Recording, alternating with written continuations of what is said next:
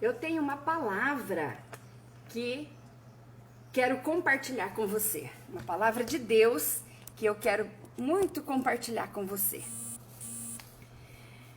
Está em Filipenses capítulo 4 e verso 4, onde Paulo diz: alegrai-vos sempre no Senhor. Outra vez digo, alegrai-vos ou regozijai-vos, de acordo com a sua tradução. A tristeza, ela tem tomado conta das nossas vidas, através dos noticiários, através de crianças inocentes que são estupradas dentro das suas próprias casas, comerciantes que são assaltados de todas as formas, tá? Tanto física quanto tributária, e muitos chegam até a morte ou então fecham as portas. Isso tudo é muito triste. O índice de desemprego e de mortes que já passaram do limite nos levam às lágrimas e a momentos de muita ansiedade e medo todos os dias. O profeta Joel tem uma palavra sobre isso e nos mostra um caminho para sairmos do lamento e do choro quando ele diz: fraco, diga, eu sou forte. Isso está em Joel capítulo 3 e verso 10, parte B. E Neemias também fala: porque este é o dia consagrado ao Senhor, portanto não vos entristeçais, porque a alegria do Senhor é a vossa força. Isso está em Neemias 8, 10, a parte B. O apóstolo Paulo, então, nos apresenta 3 pontos essenciais que ele descreve em Filipenses capítulo 4 e verso 4. Primeiro, alegrai-vos. E não é um pedido, não, é uma ordem. Segundo, sempre, independente do que vier a acontecer. Alegrai-vos sempre.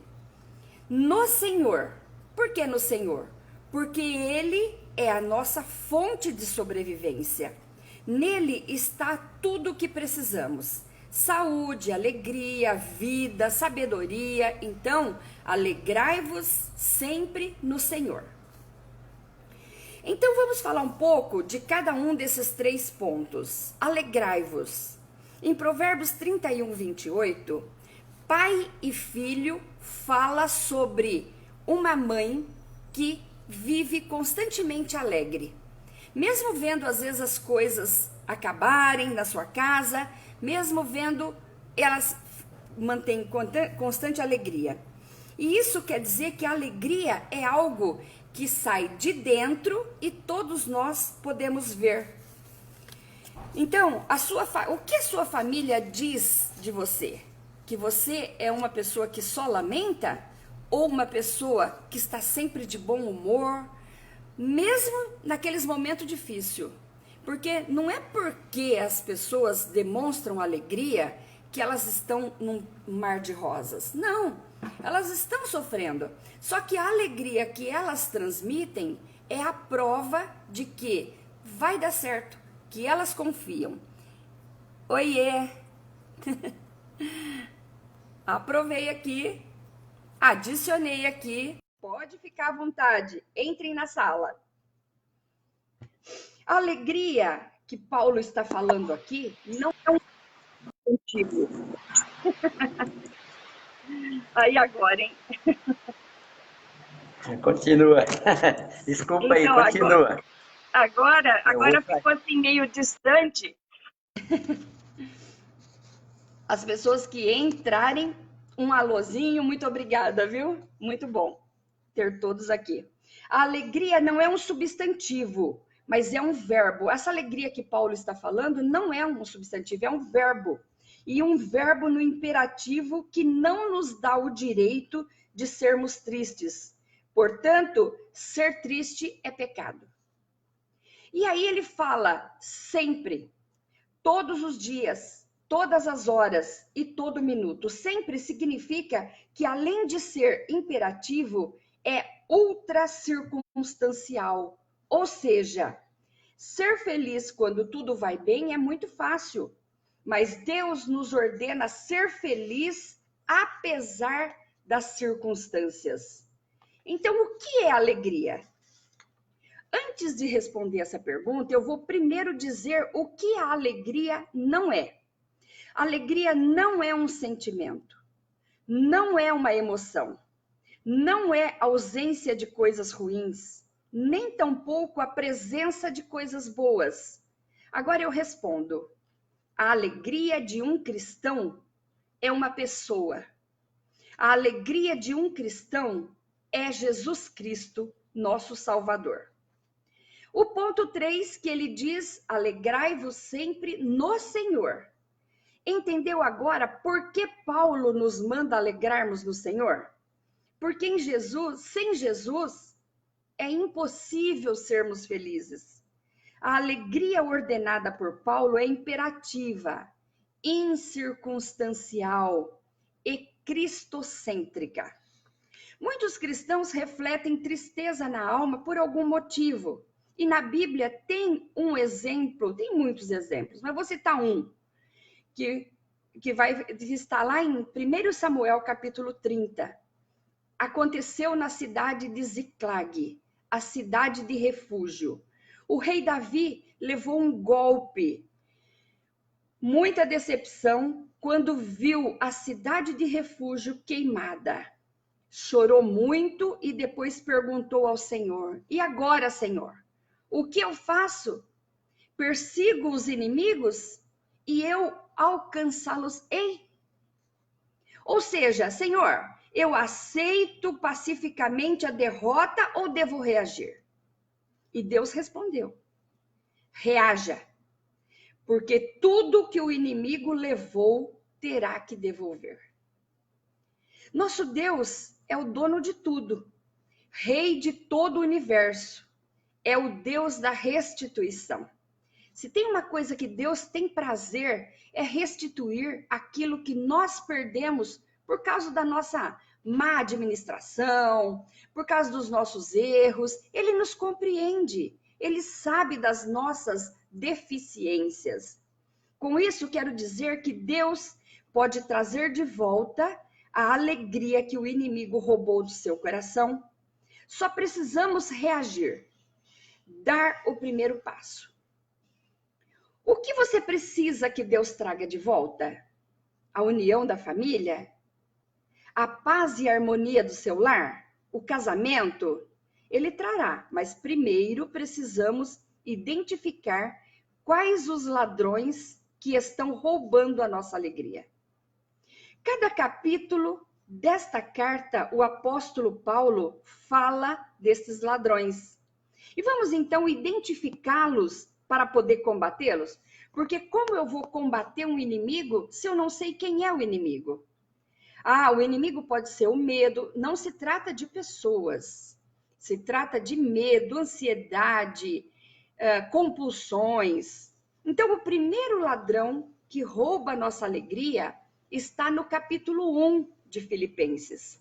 Capítulo 1, verso 12, ele diz: eu quero, irmãos, que saibais que as coisas que me aconteceram contribuíram para maior proveito do Evangelho. Filipenses 1:12. Então, as coisas que aconteceram são as circunstâncias da vida. E estas coisas acontecem conosco também. Querendo ou não, às vezes chegam assim, de súbito, em forma de uma doença incurável, perda financeira, divórcio, morte. Estas e outras podem roubar nossa alegria se não tomarmos cuidado. O inimigo sabe que a alegria é muito importante para a nossa saúde física e mental. E tenta nos roubar essa alegria de toda forma, porque assim ele consegue nos desequilibrar. Vamos então perguntar ao apóstolo Paulo de que circunstâncias ele está falando, que circunstâncias são essas que ele cita nessa escritura. Vamos perguntar. Sabe o que ele responde? Olha, as circunstâncias que me fizeram quase perder a alegria, porque não perdi a alegria. As circunstâncias que podem fazer você perder a alegria é aquilo que aconteceu comigo. Eu vou dizer o que aconteceu, Paulo dizendo. Fui perseguido em Damasco, rejeitado em Jerusalém, esquecido em Tarso, apedrejado em Lista, preso e açoitado em Filipos, escorraçado em Tessalônica, enxotado e chamado de tagarela em Atenas, chamado de impostor em Corinto, enfrentei feras em Éfeso, enfrentei naufrágio, fui preso em Jerusalém, fui picado por cobra, algemado, preso, mas olha, quero que saibam que tudo isso contribuiu para o progresso do Evangelho de Cristo. Mas o apóstolo não tem medo de nada, porque sabe que Deus é quem dirige o nosso destino e faz todas as coisas colaborarem para o bem daqueles que amam a Deus. Você ama a Deus? Então, Paulo também, e teve seus momentos muito felizes. Romanos 8, 28, ele escreve: e sabemos que todas as coisas contribuem juntamente para o bem daqueles que amam a Deus, daqueles que são chamados segundo o seu propósito.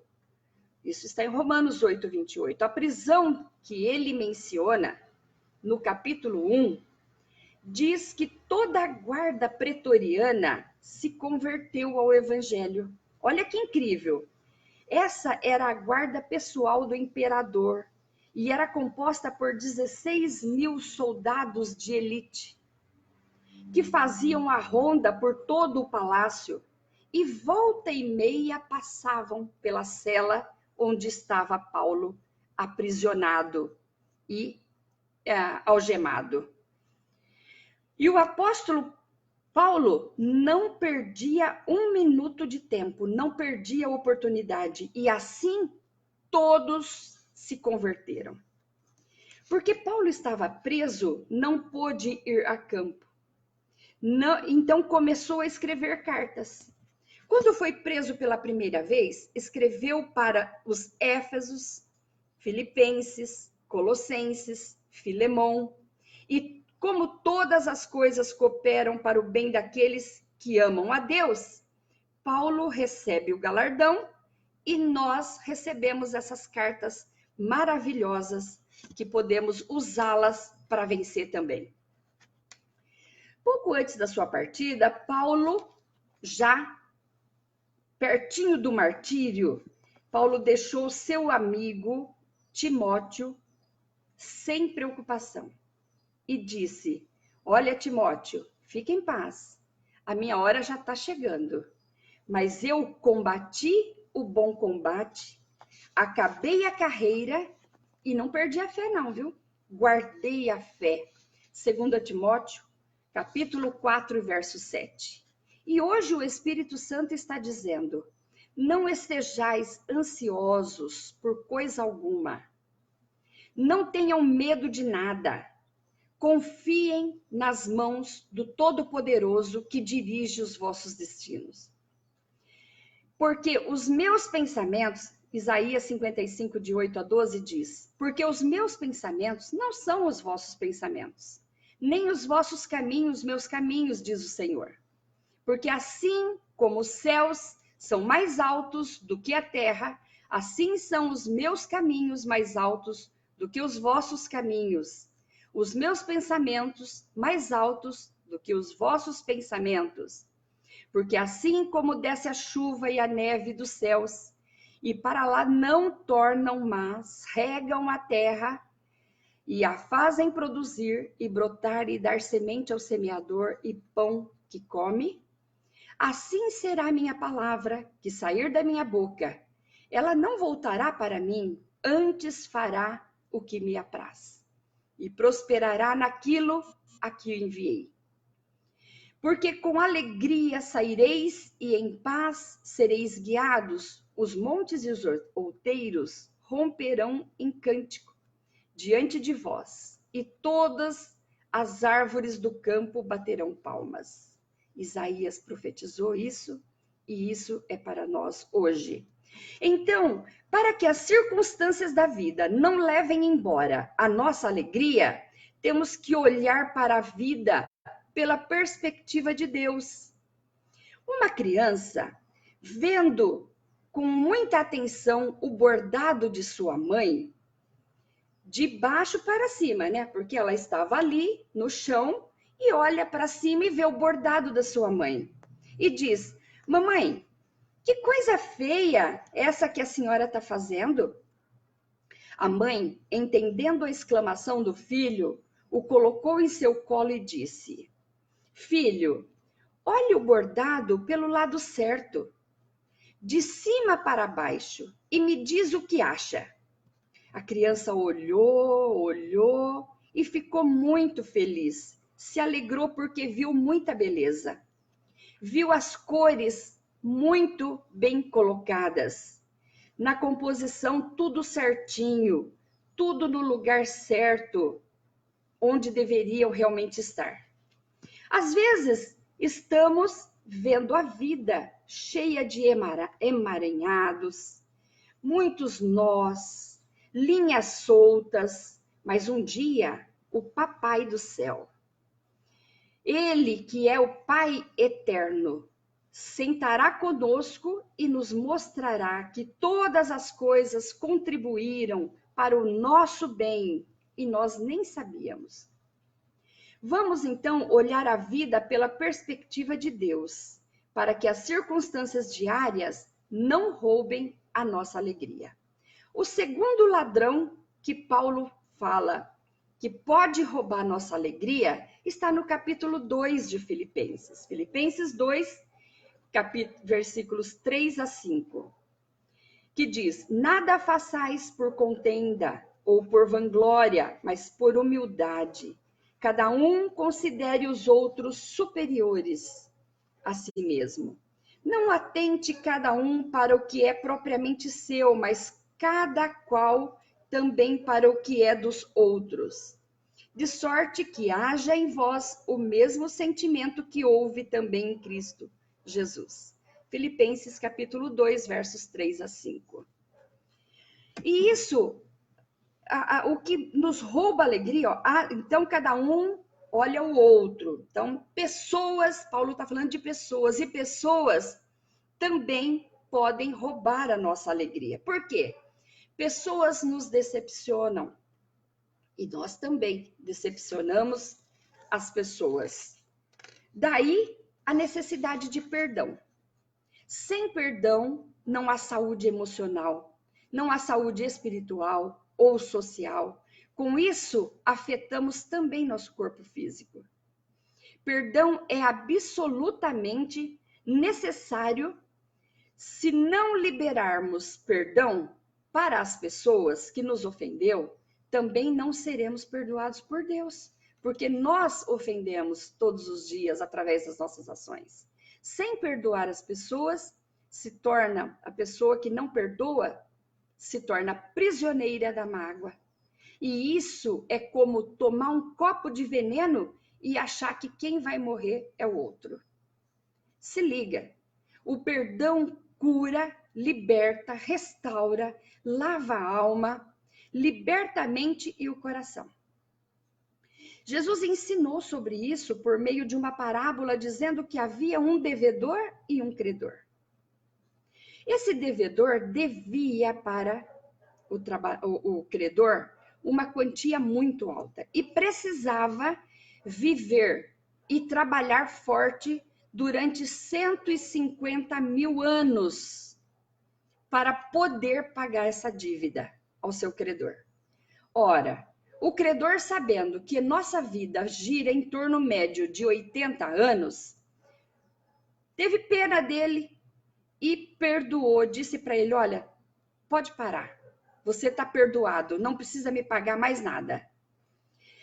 Jesus falou essa passagem que o credor perdoou essa dívida para nos fazer entender o tamanho da nossa dívida para com Deus e o tamanho do perdão que ele nos concedeu e completou dizendo: Mateus 6, 14 e 15, dizendo: porque se perdoardes aos homens as suas ofensas, também vosso Pai Celestial vos perdoará a vós. Se, porém, não perdoardes os homens as suas ofensas, também vosso Pai vos não perdoará as vossas ofensas. Está dito. Assim, como estar alegre, perdoar também é uma ordem. Então, estar alegre, alegrai-vos é uma ordem. Perdoai também é uma ordem. Quando a Bíblia diz que Deus nos perdoa e esquece, não está dizendo que ele tem amnésia, não, senhor. Mas ele está dizendo que nunca mais irá jogar, nunca irá jogar em nossa cara o pecado perdoado. Nunca irá lançar em nosso rosto aquilo que ele fez para nós. Nunca irá nos cobrar de cada um de nós uma dívida que já foi quitada através do perdão. Ele jamais fará isso. Portanto, sempre que as pessoas jogarem na sua cara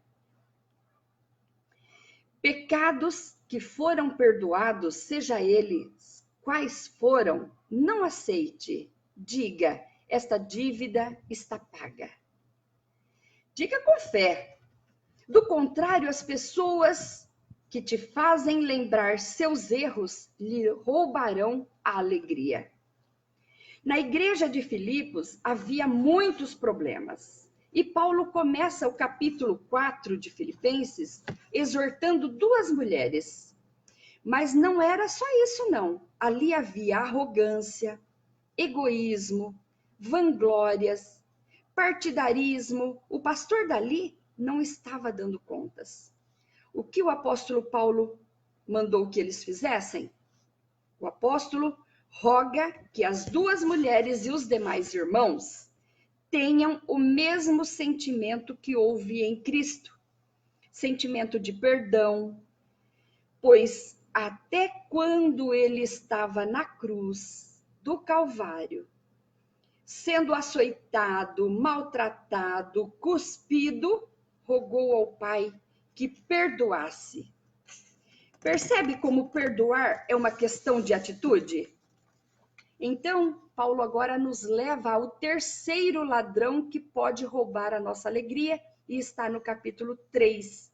Filipenses 3,19, ele diz: cujo fim é a perdição, cujo Deus é o ventre e cuja glória é para a confusão deles, que só pensam nas coisas terrenas. Filipenses 3,19. Só pensam nas coisas terrenas e fazem do dinheiro o seu Deus. Nos preocupamos com as coisas terrenas diariamente, coisas que não trouxemos e nem vamos levar daqui, nada.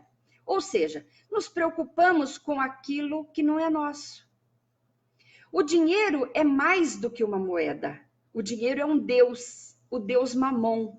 E nesse altar de Mamon, muitos já se mataram, se divorciaram, se desentenderam e até morreram.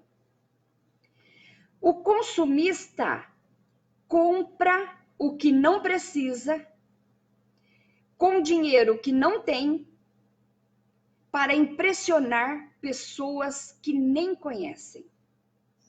O consumista compra o que não precisa, com o dinheiro que não tem, para impressionar pessoas que nem conhecem. Ou paremos de nos preocupar com as coisas terrenas, ou elas roubarão a nossa alegria, nossa saúde, nossa vida e até a nossa comunhão com Deus. Que Deus abençoe a sua vida, te dê um sábado muito abençoado em reunião com a sua família e até a próxima. Quero agradecer a todos que estiveram comigo.